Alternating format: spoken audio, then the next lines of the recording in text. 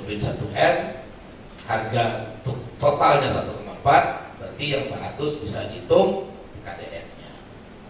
Itu Pak. Ya. Kalau ada kasus lebih enak kita ngitungnya Pak. Ya. Jadi lebih aplikasi ya, lebih applicable. Nah, peralatan kantor misalnya, ternyata nggak ada yang bersertifikat TKDN di Kemenperin. Tapi kita mau beli, oke. Bisa dihitung? Bisa. Justru karena TKDN itu bisa dihitung sendiri, makanya kita di sini hari ini hadir. Kalau nggak bisa dihitung sendiri, misalkan semua ke surveyor wajib sertifikat. Kita nggak bisa duduk sini ngapain Pak? Orang nggak boleh dihitung sendiri kok, ya. Nah, begitu juga misalnya lemari arsip. Misalnya ini nggak bisa diwajibkan dimaksimalkan. Dan begitu juga laptop, nah laptop misalnya diberdayakan. Ini bisa langsung diaplikasikan di dalam RUP. Jadi RUP Bapak udah harus menyebutkan di kolom keterangan misalnya wajib sertifikat, diwajibkan, dimaksimalkan atau lain-lain.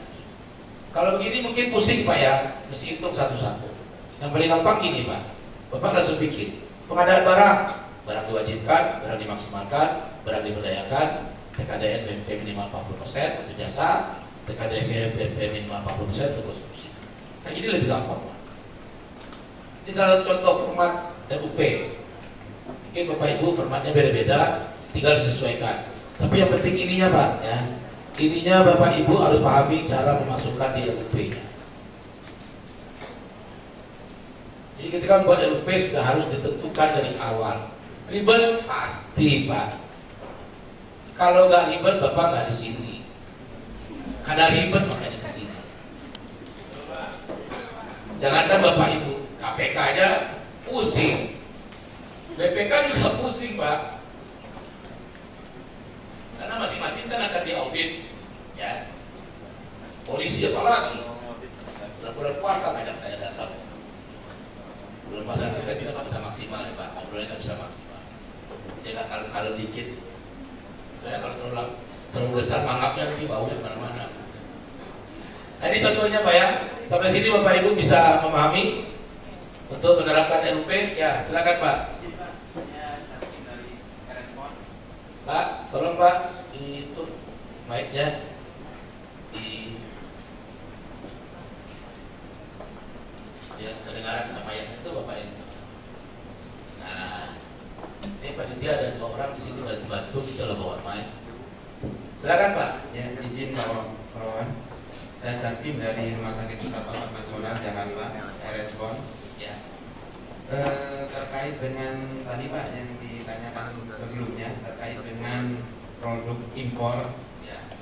yang memang di situ ada instalasi, Ya. atau memang ada pekerjaan yang administrasi di pekerjaan tersebut. Ya. Saya mengambil contoh dalam hal ini misalkan alat imaging atau khususnya kami di rumah sakit, yaitu alat CT scan Pak. Ya. Alat CT scan itu kan ketika kita beli produk, karena di PDN pasti nggak ada rata-rata kalau alat tersebut, jadi pasti impor itu Pak. Ya. Tapi untuk pelaksanaannya butuh customize, butuh persiapan ruangan dan sebagainya. Dalam hal misalkan barang itu sudah ada di e-katalog, Ya. tapi memang 100% impor. Impor ya. Nah, bagaimana cara menghitung KDN-nya? Ya. Memang ada customize, tapi customize itu dikerjakan misalkan oleh penyedianya dengan harga sama dengan harga e-katalognya. Jadi harga misalkan 10 miliar itu sudah termasuk dengan instalasinya gitu.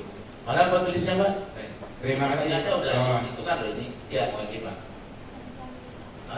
Biar bisa dihitung kan, biar Bapak Ibunya bisa lihat aplikasinya kayak apa, ya. Kalau nggak saya susah juga kalau cuma jelasin kan Bapak Ibu nggak bisa nyatat gitu ya. Jadi terkait misalnya tadi beli barang imaging tadi, itu Bapak bisa pisahkan. Ya. Pisahkan itu maksudnya gini, ketika Bapak bikin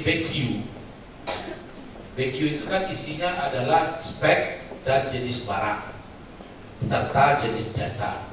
Dipisah Pak, ya. Dipisah. Barangnya apa dulu? Yang dibeli impor itu adalah misalnya imaging. imaging impor 100%. Oke. Nah, untuk pemasangan imaging itu sampai dia beroperasi sempurna, itu kan butuh instalasi dan segala macam. Nah, dilihat instalasi itu butuh apa? Kabel, pasti. Kabel itu dibeli di mana? Ya, tentu nggak mungkin beli kabel di luar negeri, di sini banyak kok. Otomatis kabel sebagai raw material itu adalah lokal, berarti TKDN 100%. Pemasangan, yang masang tentu manusia ya. Manusianya dari mana? Warga negara Indonesia bukan? Kalau warga negara Indonesia, maka otomatis TKDN-nya 100. Nah, itu bisa dilihat dari breakdown-nya Pak. Ya. Kalau ada satu kasusnya bisa langsung di breakdown satu-satu dihitung, baru dijumlahkan dan di total dihitung TKDN-nya. Nanti ada metode yang dimana Bapak bisa lihat dan bisa diaplikasikan langsung. Ya. Nah, terkait dengan RUP sampai sini sudah clear? Ada yang bertanya lagi? Ya Pak. Tadi Pak terkait dengan saya aku Pak dari Pak terkait dengan bisa kategori dilanjutkan, dimaksimalkan dan diberdayakan. Nah, itu kan ranah daripada PPK untuk pada saat pembuatan RUP. Pada saat pembuatan RUP. Dalam mengkategorikan tersebut dasar PPK apa? Kategorinya diwajibkan, ini dimaksimalkan dan ini diberdayakan barang-barang yang akan dibeli. Jadi jenis barang yang akan dibeli Pak. Ya. Jadi ketika kita melakukan penghitungan kebutuhan,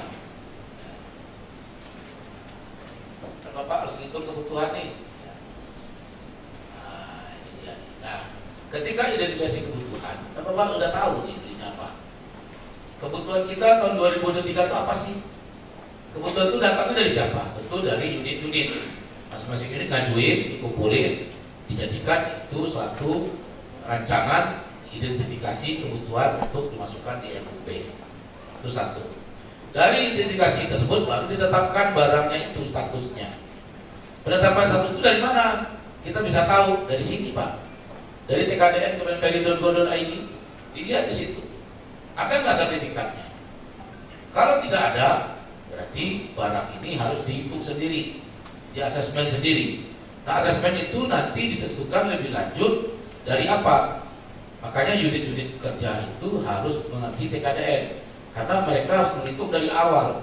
Kalau semua diserahkan kepada PA, PPK, Pokja, saya yakin mereka lama-lama stres minta resign. Ya.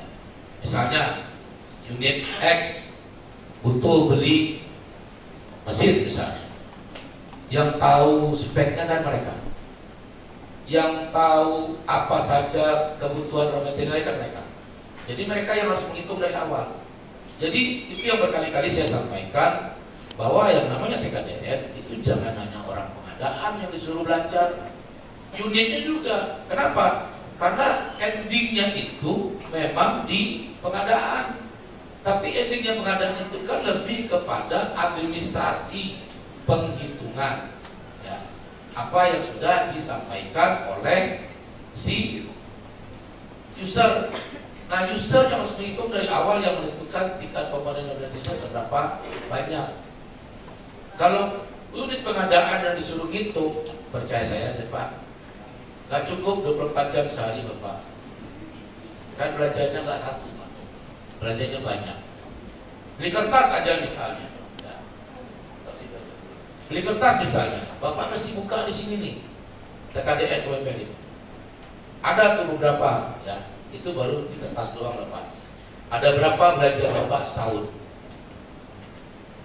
Ya. Kalau kertas atau produk yang jadi itu gampang, Bapak bisa langsung lihat. Barang yang di customize, artinya barang customize itu kan ada perintilannya.